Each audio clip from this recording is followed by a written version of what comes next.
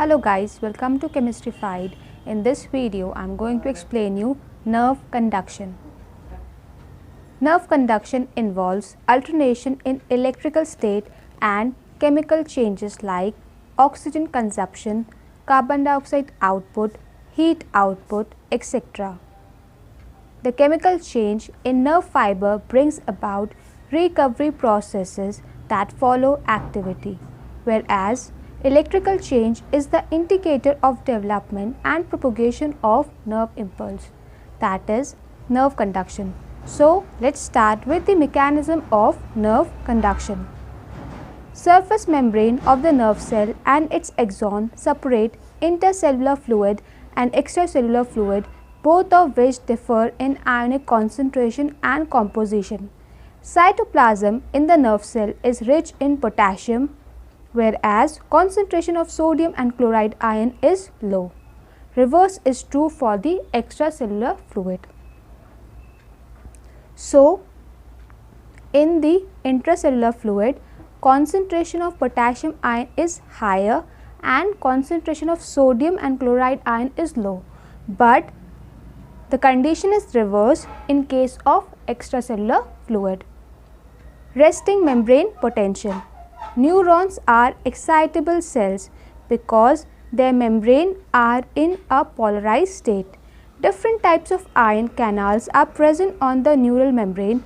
These ion canals are selectively permeable to different ions.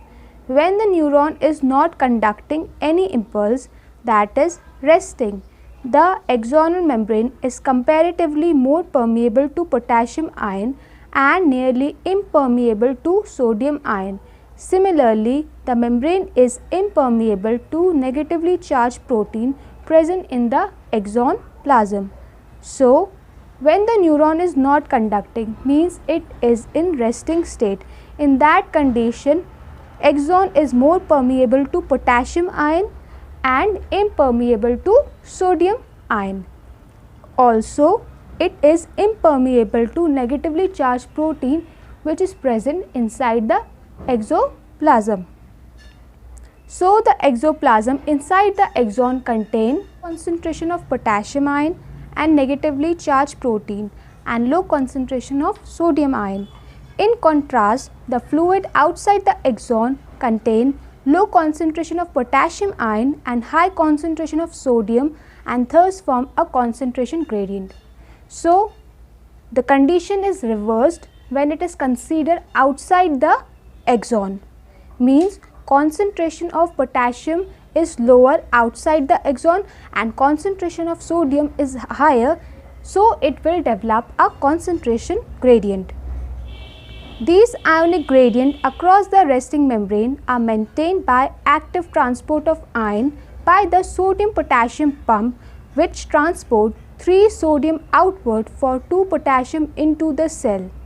So, this concentration gradient is maintained by sodium potassium pump. In sodium potassium pump, it will pump actively 3 sodium outward for 2 potassium into the axon.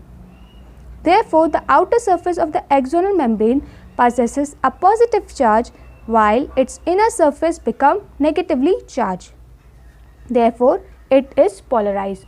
So, when the outer surface is positively charged and inner surface is negatively charged, in that condition it is said to be polarized state. The electrical potential difference across the resting plasma membrane is called as the resting potential.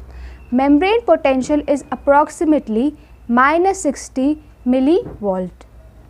Because of the effective impermeability of the resting nerve fiber membrane of sodium ion and due to presence of non-diffusible protein anion, the potassium ion can diffuse and arrange themselves on either side of the cell membrane according to Denon equilibrium, which is as follow.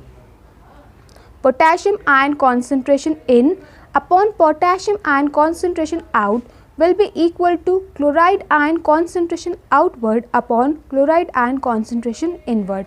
Membrane potential for such a system is given by the Nernst equation, which is as follow. E equal to RT upon NF ln concentration of potassium outward upon concentration of potassium inward, where R is the gas constant, T is absolute temperature, N is valency of ion, F is Faraday constant, ln is the natural logarithm. Next comes the action potential and impulse propagation in case of nerve conduction. An electrically stimulated nerve propagates the nerve impulse, and conduction of nerve impulse along the axon is related to action potential. So, conduction of nerve impulse is known as action potential. When a stimulus is applied at site, suppose at point A, on the polarized membrane, the membrane at the site A become freely permeable to sodium ion. This leads to a rapid influx of sodium ion followed by reversal of the polarity of the site, that is, outer surface of the membrane become negatively charged and the inner side become positively charged. The polarity of the membrane at the site A is thus reversed and thus depolarized. Means when stimulus is applied, the polarized state become depolarized.